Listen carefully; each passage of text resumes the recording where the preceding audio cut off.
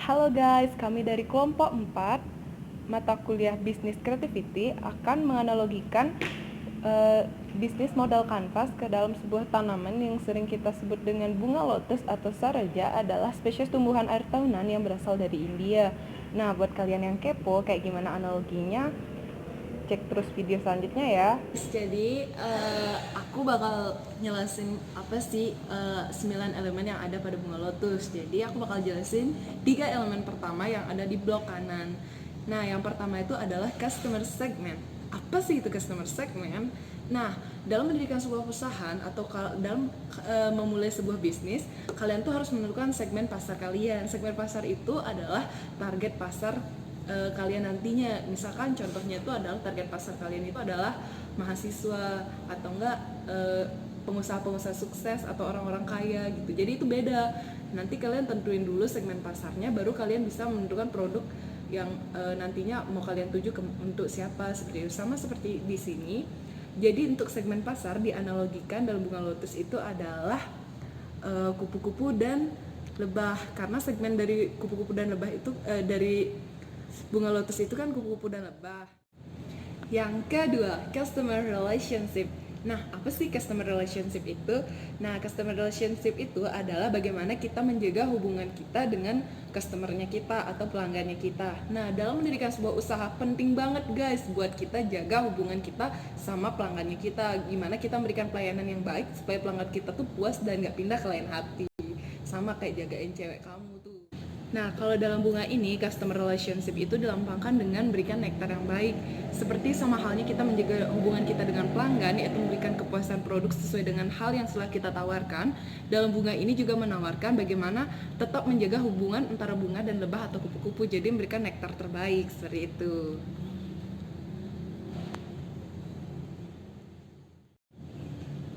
Dan yang ketiga itu adalah channel. Nah, apa sih itu channel? Oke, channel itu adalah bagaimana agar pelanggan kita tuh tahu tentang produk yang kita buat atau kita berikan gitu. Channel itu adalah bagaimana kita mengenalkan produk-produk kita kepada halayak umum. Seperti dalam bunga ini, channel itu dilambangkan dengan angin.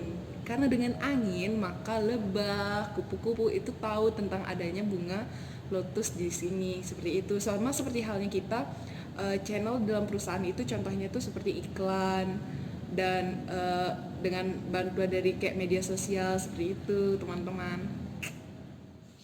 Nah, selanjutnya aku akan jelasin ada 3 bagian selanjutnya. Di bagian selanjutnya itu ada yang namanya value proposition atau keunggulan produk yang kita tawarkan. Jadi kalau kita mau mendirikan sebuah usaha, kita harus tahu nih apa sih yang membedakan produk kita dengan produk yang lain.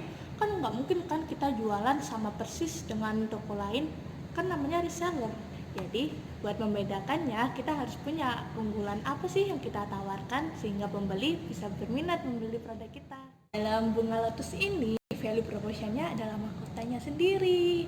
Lihat deh, kalau tidak ada mahkota bunga pasti jelek kan? Masa hanya ada bijinya saja dan daun? Terus mahkota bunga itu sangat penting dalam tumbuhan. Karena apa? Karena itu membedakan dengan bunga-bunga yang lain. Seperti halnya dengan value proposition, produk kita akan berbeda dengan produk lain dengan memberikan kelebihan-kelebihan yang tidak ada pada produk lain. Nah, selanjutnya ada revenue stream. Revenue stream itu adalah sumber dana. Omset kita datangnya dari mana sih? Nah, jadi pendapatan yang kita dapatkan dari penjualan produk itu dari mana aja? Bisa dari promosi, iklan, dan sebagainya. Nah, kalau dalam bunga ini pendapatannya itu diibaratkan menjadi bibit baru. Nah, untuk mendapatkan bibit baru itu kan harus ada yang namanya penyerbukan dari putik sari dan benang sari yang dibantu oleh serangga. Nah, dari penyerbukan itu akan muncul bibit baru.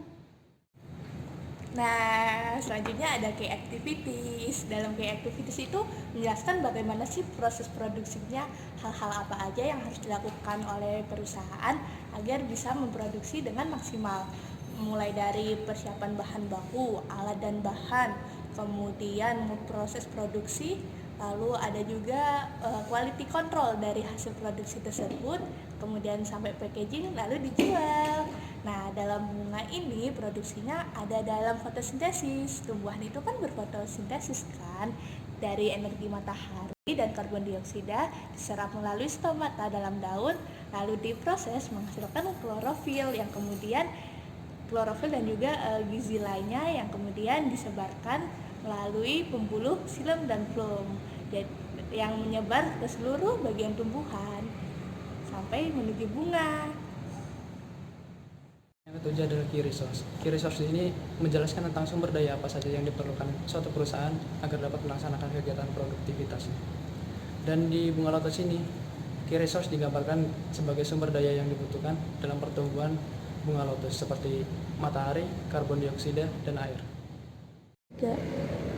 Dan yang selanjutnya adalah key partner.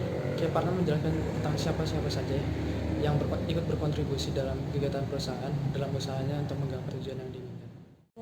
Nah, dalam bunga lotus ini, yang sangat berkontribusi dalam pertumbuhan dan perkembangan bunga lotus adalah bagian daun. Kenapa daun? Karena di dalam daun ini terjadi kegiatan fotosintesis, dan jika tidak ada daun, maka tumbuhan tidak dapat melakukan aktivitas kegiatan fotosintesis dan tumbuhan tidak dapat tumbuh dan berkembang. Dalam kontraktor adalah seluruh biaya-biaya yang telah dikeluarkan perusahaan dalam kegiatan produksinya, seperti misalnya biaya sewa, biaya promosi, dan gaji pegawai. Yang telah dikeluarkan dalam bunga lotus ini adalah sumber daya yang telah dipakai dari awal pembibitan bunga lotus ini hingga akhirnya tumbuh bibit baru.